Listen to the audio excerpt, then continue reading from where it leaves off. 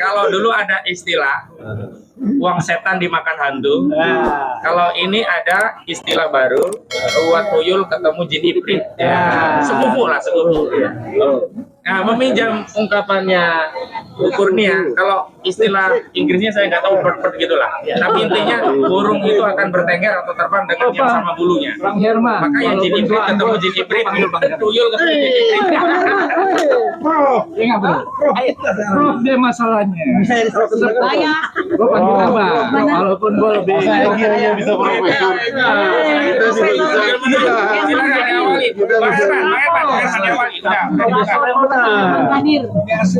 Asli. Bukan asli.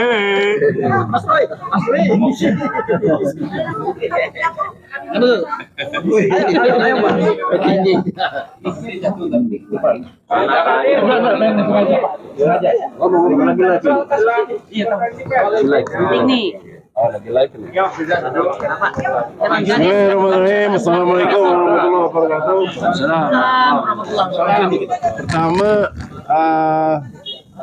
masalah laporan Egy Sujana ya dan Damai Hari Lubis itu, saya mau menanggapi kasus Egy Sujana yang melaporkan Mas Roy Suryo. Itu masalah tuyul dengan apa? Ini nggak masuk unsur delik gitu loh. Artinya apa? Deliknya di mana gitu loh? Di dalam undang-undang KUHP nggak mengatur masalah tuyul, nggak ada gitu loh. Jadi kalau ada kata-kata itu jadi landasan atau legal standing itu melapor Mas Roy Suryo, itu udah jauh banget lah, nggak bisa diketawain orang gitu loh. Nanti para penegak hukum akan kenawain semua nih, nanti itu masuk. Jangan sampai kayak kasus Edi Mulyadi. Saya dulu juga gitu, Edi Mulyadi jin buang anak, jadi masuk delik. Tapi benar. Waduh, akhirnya kan dipatahkan sama pengadilan. Dipatahkan pengadilan nggak ada. Tipis antara tuyul Ya. dan turbel. Jadi itu akhirnya dipatahkan sama hakim, malu kan, nggak masuk delik. Nah kalau ini mau dimasukin lagi, tuyul ini jadi unsur delik di dalam laporan ini masuk delik, wah itu dunia hukum kita gimana tuh, diketawain orang itu. Ya, jadi dunia klinik masuk KUHP kan kacau udah.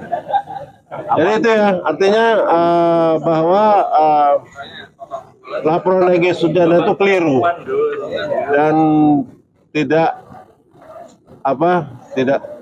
sesuai dengan azas-azas hukum pidana yang berlaku. Kenapa? Tuyul itu tidak ada unsur deliknya. Ya, tuyul nggak ada.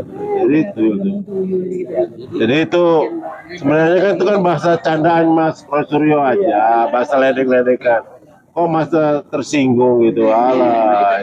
Jadi pesan-pesannya bagaimana? Pesan saya bahwa Mas Egy itu adalah bagian dari kita dulunya perjuangan. Alangkah tidak eloknya, tidak etiknya kalau dia melaporkan teman seperjuangan sendiri di dalam perjuangan ini. Setidaknya dia diam aja, ya, dia diam aja. Kedua, dia juga ketika datang ke Solo itu tanpa konfirmasi dengan teman-teman yang lain gitu loh, ya. Si grup yang satu siapa? Rizal Badila, terus sampai PD dan Kurnia itu tanpa ada, seharusnya dia bicarakan dulu dong. Silaturahim itu ketika dia mau menghadap Jokowi, dia harusnya bicara dulu, ngajak teman yang tiga ini gitu loh, karena dia bagian TPUA juga gitu. Kok jalan sendiri-sendiri? Artinya memang ada niat untuk meninggalkan perjuangan, meninggalkan teman sendiri dalam perjuangan gitu loh, dan ingin mengorbankan teman sendiri gitu loh. Akhirnya dia dapat SP3, yang lainnya tidak. Nah ini saya sorotin ya, masalah SP3 ini adalah merupakan rasa ketidakadilan dalam penegakan hukum di negeri kita. Ya, kalau mau SP3 rombongan pertama harus SP3 semua. Tidak boleh tebang pilih gitu loh. Ya, artinya apa? Artinya penegakan hukum ini mesti tebang pilih yang dilakukan oleh Polda Metro Jaya. Tidak sesuai dengan azas yang baik gitu ya di dalam penegakan hukum gitu ya. Nah itu aja yang tanggapan dari saya tadi, bahwa kesimpulannya gini, bahwa laporan Egy Sujana itu keliru dan tidak ada legal standingnya. Yang kedua, tuyul itu tidak memenuhi unsur delik, tidak ada unsur deliknya. Dasar hukumnya apa? Terima kasih. Wassalamualaikum warahmatullahi wabarakatuh.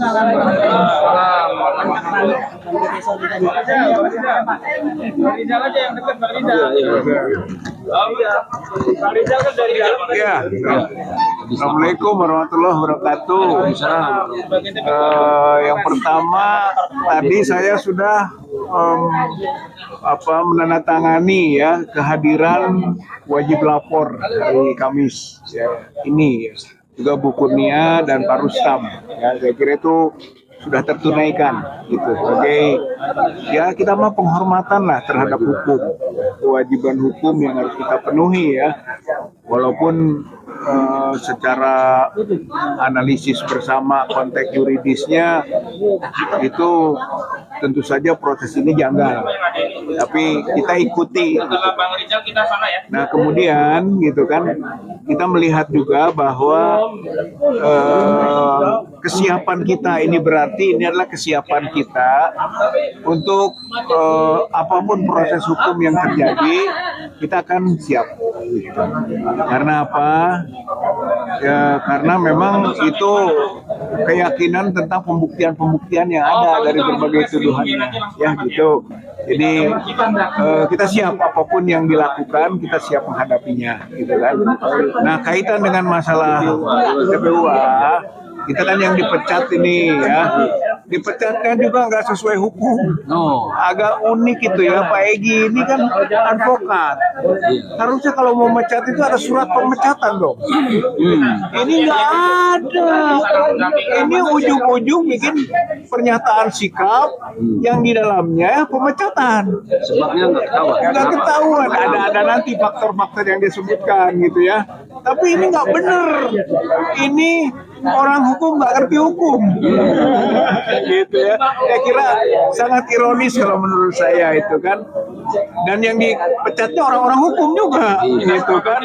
Ya tentu punya landasan hukum kan, gitu. Nah kemudian isinya itu sangat nggak benar sekali.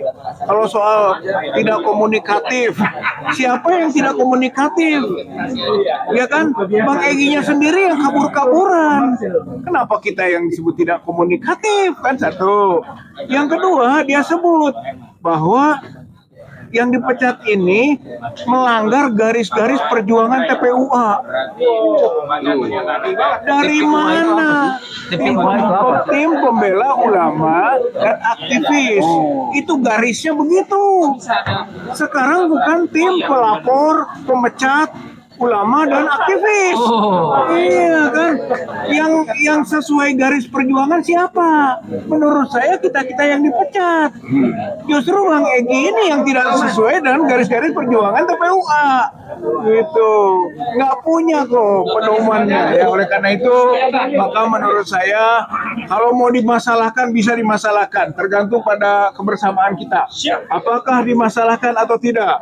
Apakah diproses perlawanan atau tidak terhadap pemecatan itu?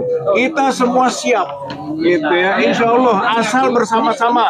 Dan memang kita nggak pernah melakukan sendiri-sendiri. Kita selalu bersama-sama, bersatu kita teguh, gitu kan. Bercerai baru runtuh. Tapi insya Allah Bang Egy lah yang bercerai, sementara kita bersatu. Insya Allah aja dulu.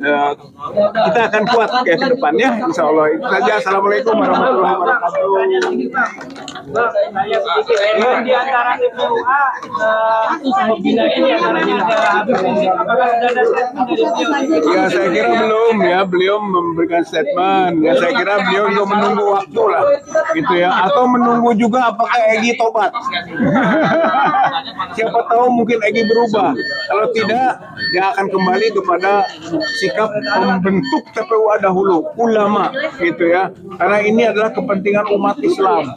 Maka kalau ada cara-cara yang tidak islami, ya sekarang bukan hanya ditegur, bahkan harus diberi sanksi. Saya kira kita juga semua siap melakukan perlawanan kalau memang sudah menyangkut hal-hal yang berkaitan dengan keumatan. Karena punya komitmen kita soal keumatan. TPUA itu tim pembela ulama dan aktivis. Oleh karenanya komitmennya adalah komitmen pembelaan terhadap ulama dan bersama-sama dengan ulama dan para aktivis. Jadi kalaupun mau disebut nanti dilaporkan aktivis, saya kira kita akan mendukung perlawanannya. Gitu. Karena TPUA itu memang pembela aktivis. Hidup Bang Rizal. Ya.